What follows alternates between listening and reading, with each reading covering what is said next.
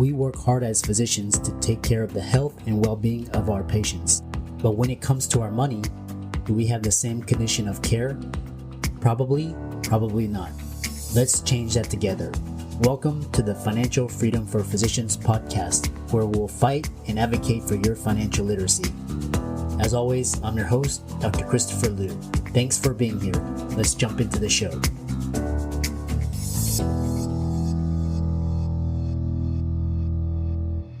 Hey guys, I want to welcome you guys to the Financial Freedom for Physicians podcast. We've got a great episode this week. Before we begin, please hit the subscribe button as well as the notifications bell, and be sure to like, comment, and share if you like this episode, and we'll get into this week's sponsor and show. Today's episode is sponsored by Dr. Heather Fork of Doctors Crossing. Dr. Heather Fork is a retired dermatologist based out of Austin, Texas, and she is a career coach and strategist and the founder of the Doctors Crossing. She's come out with this new course called LinkedIn Networking for Physicians. The significance of this course is that in today's hyper-competitive, hyper-dynamic, ever-changing economy, success is all about information, speed, access, networks, and execution speed. So part of your success in today's economy relies on a strong network of collaborators, partners, and acquaintances who can help you accomplish your goals a lot faster and more efficiently. If you're operating under the mantra of doing it alone or doing it all by yourself, there are better, faster, easier, and more efficient ways to get things done today. You can save a lot of time, energy, and money by learning how to leverage social media to network online. Dr. Heather Fork's course is a brand new course designed to teach you step-by-step how to efficiently network using online, LinkedIn, social media networking tools, tactics, and strategies. She's been a pioneer in the field of physician counseling, physician burnout, career transitions, and physician coaching. Her course is a 6-module course with 22 videos where you can learn at your own pace, on demand, and teach you how to strategically use LinkedIn to your advantage. It also has a bonus PDF guide, how to rock your informational interviews. So if you're interested, you can check out the course in the link in the show notes below. As a special bonus, you can also check out Dr. Fork's Carpe Diem resume kit that when purchased with the LinkedIn course, you get a 23% discount. Or if you want to purchase separately, you can click on the link in the show notes below as well. Thanks for listening, and on to the show. Welcome everybody to this week's podcast episode for the Financial Freedom for Physicians podcast. And I'm your host, Dr. Christopher Liu.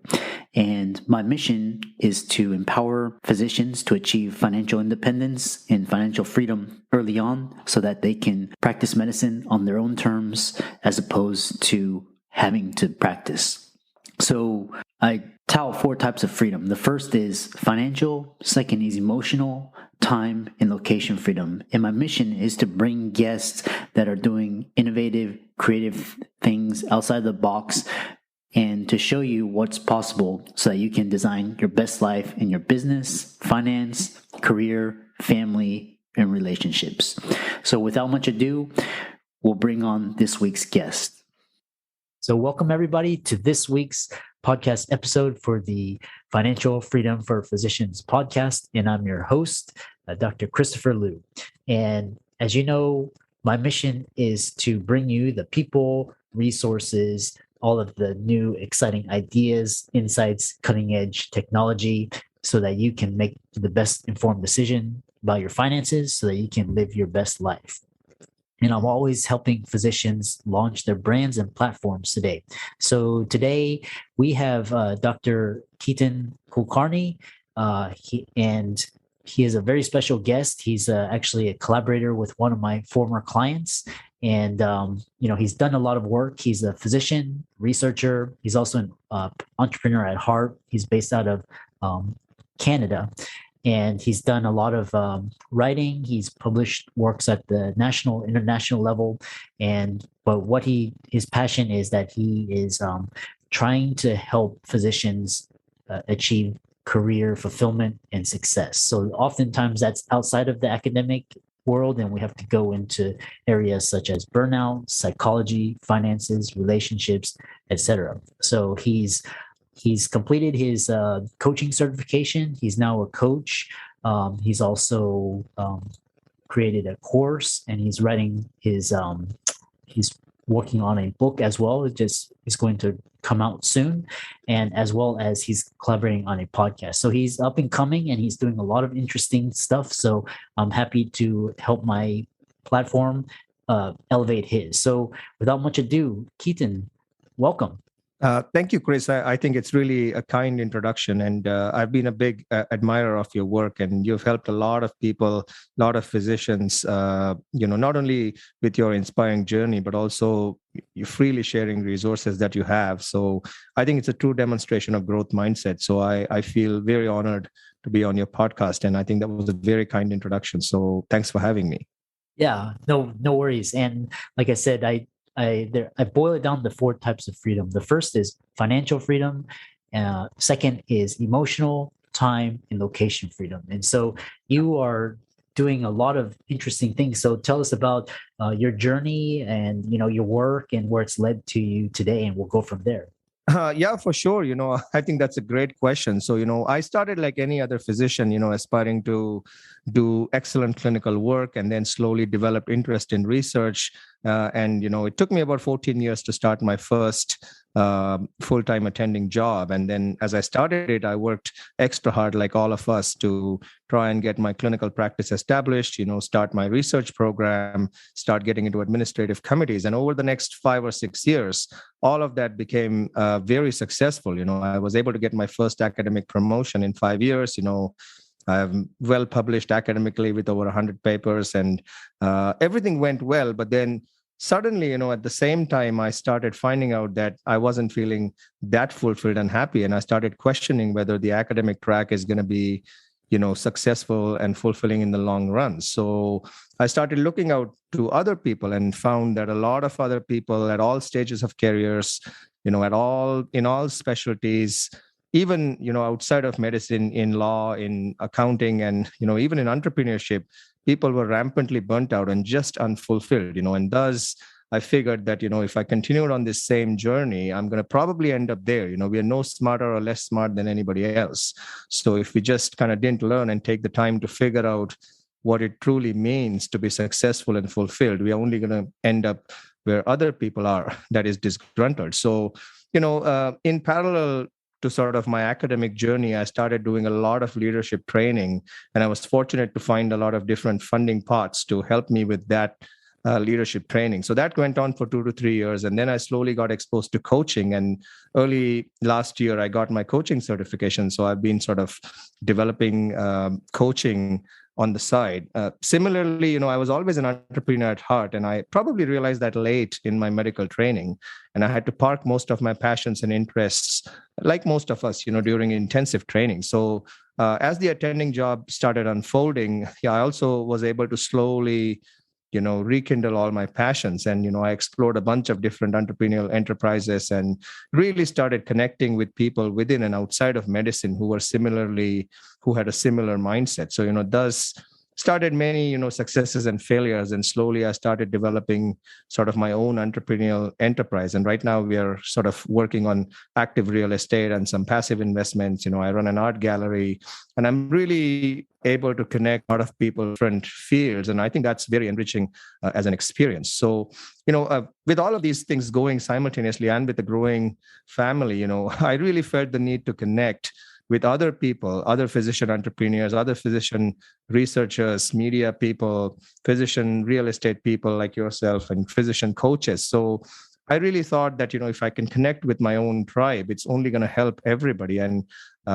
that's why I was thinking at the beginning that, there's a lot of people out there who are phenomenally successful, and they're very open-heartedly willing to share their resources. And I hope and aspire to be one of them in future, that, we have open doors and really try to bring up our tribe. And hopefully we can, as a secondary endpoint, battle the burnout and the epidemic of stress and distress that exists in the physician world for many, many reasons. I'm sure that's been talked about on a million different platforms. So that's the long story short. So, I've been right now, I'm still sort of working on my academic practice. It's been busier than ever before, but without the burnout, because I'm sort of more intentionally doing things I really want to do more and more each day. I still have a very busy research program, but I'm also working on my entrepreneurial journey, developing my real estate, enjoying my art collection and art gallery as a hobby and a business, and then also working on my coaching, and then doing the book, doing the podcast, and I'm very thankful for you letting me share my journey here. That's a great introduction, and the way I see a lot of physicians and clients' journeys is that they usually have a lot of interests, such as yourself, and they try their hand in a lot of different things and do a lot of hobbies, and eventually they come up with their primary purpose and goal and mission. So it's great to see your journey from academia and then how you're connecting the dots, all of your passions, interests, your skill sets, and now you're starting to move into helping and coach physicians. So I love that, and keep it up. So, a lot of physicians are in your journey, they right before they hit burnout. And how do you recognize it that you have burnout, or you need to take some time away or do something different? Yeah, I mean, can I quickly go back to something you mentioned just before, and I think that might lead us into burnout. So I think you said something about really finding your why. I think that was a big thing. I think as physicians, as subspecialists or super specialists, whatever you want to call it, we are often told what our why is. That's care for the patients, do your research, do academia, promotions, blah blah blah. Home, cars, yacht, plane, whatever you want. But really, I don't think there is a lot of awareness around truly connecting with your why. So I think that really helped me. When I figured out that my why is to identify my best version and live my best self, and also help others do exactly the same, things became far more clear. So I think in my experience, when I went through burnout 2017, 2018, which I now recognize as burnout, I was noticing that despite having what they call academic success, despite having your first good home or first permanent home, the one or two nice cars, kids and growing family and supportive spouse, and the so-called societal definition of success, there was still the feeling of visceral discontent. There was still this feeling of something being missing. There was still the feeling of, okay, what's next? Still the feeling of having the goalpost moving, that, okay, I just published a paper in, Lancet Oncology. Well, so what? When am I going to have the second one? Something like that. There was still that feeling of emptiness or exhaustion or, distress that existed despite what, other people would call as a lot of success. So I think we have to be very sort of cognizant and aware of recognizing those things, and I also feel that a lot of physicians still shy away from talking about potential burnout or potential distress, because it's very cultural in medicine, right? We are expected to put up with the challenges. We are expected to jump through the hurdles. You're expected to do the best for your patients. And, you have to sort of park all your other things on the side. And, I'm sure you've experienced similar things in the past as well. So I think it's if we are going to truly battle the burnout, then it's going to require systemic change and a culture shift, which is difficult, right? So I think our first job would have to be to look deep inside and really figure out who we are, what is it that we want, what are our true core values, what is our mission, what is our why, and then,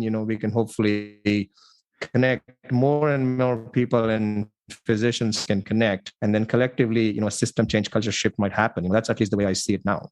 Yeah. You said I think you're describing, you're moving from a just very narrow, limited, path, and now you're looking into like more meaning and more depth into, what we're doing and trying to create an impact, as opposed to, just very narrowly defined definition. So I love that. Now let's talk a little bit, you talked about the culture, especially the medical culture, the hustle, and, all the trappings of success.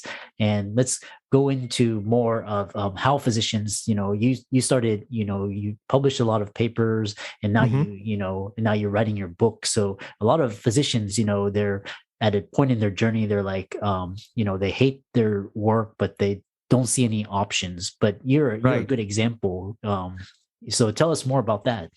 So you mean like the shift from doing just academic work to academic work plus other things? Yeah, how easily translatable like your skills and your experience is into other endeavors. Oh, okay. I see the question now. I think you're 100% right on that one. For the longest period of time, I truly, truly Uh-huh. believed that as a physician, I was only capable of being a physician. Uh-huh. And that mindset was, now I realize that that was a very wrong and narrow mindset. As Uh-huh. many others, I could name 100 people in next 2 minutes who have shown, excluding myself, who have shown way better than maybe I currently have. That's completely untrue, right? I mean, physicians are capable of being excellent physicians. They're equally capable of being anything else under the sun that they want. So I think that what it's going to take is really that shift in the mindset, that grit and that interest and the determination and the ability to walk from that point A of being the limited self, to the point B of being the illuminated self, if we want to call it that. And a lot of this is also the central focus of our book. If I may mention that for a second, that I've always been interested, and so is Francis Yu, in a lot of different fields, including sort of ancient wisdom and Asian philosophy and ancient Sanskrit texts, or modern physics, modern mathematics, quantum physics, psychology, evolutionary biology, and quantum biology, so on and so forth. So we tried to sort of, for lack of a better term, present our perspective and understanding of what could be very applicable sort of models to modern life and modern medicine that could lead us to fulfilling lives. And a lot of it walks through applying wisdom from all of these different fields to our modern lives. So Uh-huh. I'm nowhere saying that I've already shifted my mindset. I go through my thick and thin, and go through the peaks and the troughs. But certainly with all the friends, colleagues, coaches, mentors like yourself and others, it's easier, faster, effective, and efficient to bounce back and keep on track. So I think the first thing that I feel is going to be needed is that shift in mindset. We truly have to trust that we are capable of being, achieving, deserving what we truly want. I've found so many times that if I'm trying to coach or talk to somebody about investments, or how do you do sort of a good stock portfolio, most of the times people are in denial. Oh my gosh, I can't do that. It just takes too much time. Oh, I'm not a risk taker. Oh, I'm not this and that. So I think these are reflex answers, right? I mean, a lot of people don't even know what kind of risk they're taking, right? I mean, people are truly sort of deeply involved in thinking that, oh, higher risk means higher return. I don't want to take any risk. I'm happy with the 5% return. Okay, I'm just happy with getting the basic retirement, and so on and so forth. So I think we've somehow acquired this limited mindset that, oh no, I got to be 24/7 at my job. Everything else is secondary. I can't do anything else. Entrepreneurship is not for me. There's the lucky few. Maybe, it's very common in Canada to say, oh, well, US is very different. They're capitalistic. They're big. They can do whatever they want. It's not going to happen in Canada. It's funny that, most people don't realize that per capita for the population, there's more multimillionaires in Canada than US. Uh-huh. So it's only a myth that people think. I mean, money is a tangible asset. That's why I'm using a monetary example. But I think that it is a mindset shift, and more awareness into all of these things. And the more come up with their stories, the better it's going to be. Like, I think Naveen Goel just recently published one of his books, and he really outlines this exact thing that, he interviewed a range of physicians who have been successful in other things outside of medicine, including medicine. And fortunately, he also interviewed me. And I think it's a very inspiring book. It shows beyond doubt that people are capable of a lot and a lot more. He himself transitioned from anesthesia to full-time venture cap, which is a very inspiring story. Yeah, Naveen, he has a very interesting story from anesthesia, into what he's doing. And I love how physicians are just, they're going into new things, and then they're going in with, curiosity and just open mind and just exploring things and trying new things and, learning. So I love that growth mindset. I know a lot of clients would be interested in, coaching, especially coaching. And tell us more about how you can get into coaching, and some of the benefits of coaching, both tangible, for the client and yourself.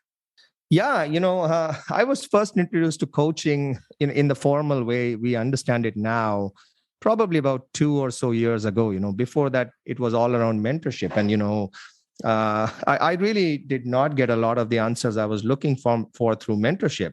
But then coaching really opened a lot of doors. And I think a lot of coaching concepts come from business and sports, so I think that really goes around.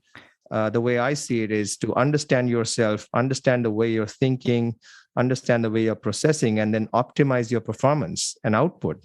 So, we could talk so much about coaching. A lot of people tend to think coaching models are linear. Like, one of the popular models lately is from the life coach school, that you go from sort of, facts to thinking to feeling to your actions and then results. I mean, that's one way of coaching. I think there's so many different ways of coaching that can be adapted to the person who needs help. I think, whatever somebody needs help with, there are so many different ways in which you could coach. You could coach emotionally, you could coach based on thoughts, you could coach based on awareness, you could use cognitive behavioral therapy, you could use visualization techniques, you could use, the resolution of restrictive emotions and feelings, you could use, action-oriented coaching, you could use SMART goals. So I think there's so many different varieties. I think it's a huge upcoming field. And if applied properly, I think it can start moving the needle immediately. So going back to our book, which is hopefully coming soon, it's very topical. We do talk about sort of a more broad approach to optimizing human performance. And Francis and I were able to come up with a very broad model based on the number of fields I was trying to mention before, that would be applicable to pretty much all of us in any given situation.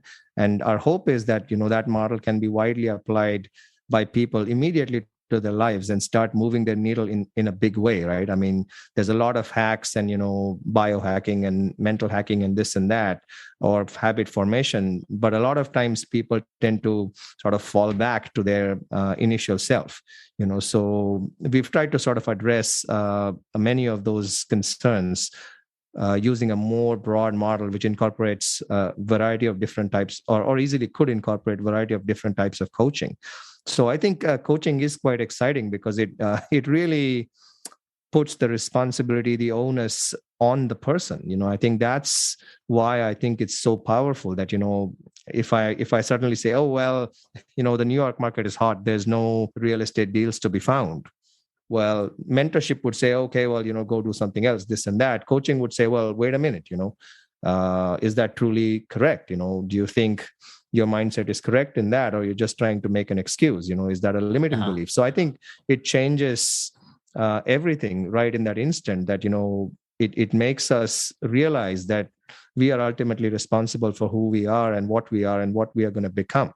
So I think that's where the power is, right? I mean, a coaching done by a right coach can really catapult our success, right? It can rapidly escalate our success. I've been coached myself by a number of people, and many times you're just blown away. I've had coaching sessions where you could barely sleep for 2 days because they really challenged your limiting beliefs. I mean, they did. It's happened to me that, they really get at you and like, you just destroyed me in a good way, like something completely dismantled before it's joined again. So I think it's a powerful tool, and we should definitely look at it broadly. And it's very applicable in our medical world, I think, because I think it's just practice of medicine is such a complicated field in itself that, even when we are practicing, we are still humans.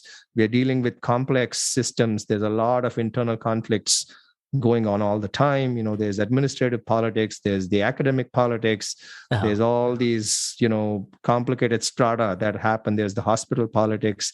I mean, I'm not using politics in a good or bad way. I'm just saying the word for its value. There's the complexity of interactions. And, coaching can equip with us with this heightened level of awareness, a heightened level of understanding, improved communication, and sort of facilitate our performance so that we can really become our true best selves, right? I mean, people hopefully, if they apply coaching appropriately, can sort of come back from that limited mindset and sort of have this broad perspective that they can be excellent physicians and whatever XYZ they want to become.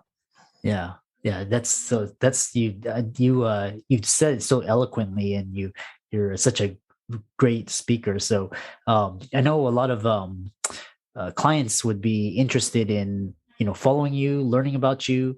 So where can they get in contact with you? You've got your course, your website, as well as any parting words of wisdom. Yeah, for sure. Thank you for that feedback. I really Yeah. appreciate it. Public speaking has been one of my passions, and now I enjoy it on a different level, through these discussions and interviews. So, I think the easiest way to find me is, fortunately, there's not too many people with my name. So you can simply email me at my first name followed by P as in Paris, followed by last name at gmail.com. So ketanpkulkarni at gmail.com. And the other way is to find me on Facebook. As many of you may be aware, I run the Savvy Physician group. So I'm on that. And then Francis, you and I often post a number of different things. So, you can find me through Savvy Physician or email. And my personal website is called savvyphysician.ca. So I think those would be the easiest ways to reach me. And I check my email very frequently. So feel free to connect anytime.